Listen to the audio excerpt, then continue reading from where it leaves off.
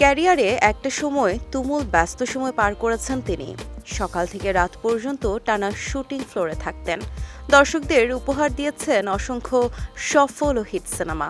কিন্তু সাম্প্রতিক সময়ে সিনেমার চেয়ে নানা মন্তব্যের কারণে প্রায়ই খবরের শিরোনাম হন। বলছি ওমর সানির কথা।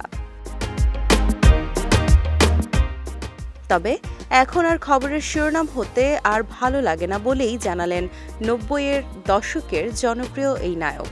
ওমর সানি বলেন, আমি তো এখন আর নিউজের আর্টিস্ট না, এখনও প্রায়ই আমাকে নিয়ে নিউজ হয়, এখন এটা আর আমার ভালো লাগে না। তিনি আরও জানান, কোনো কাজ করলেও সেটি সাংবাদিকদের ফোন করে জানাতে হবে বলে মনে করি না।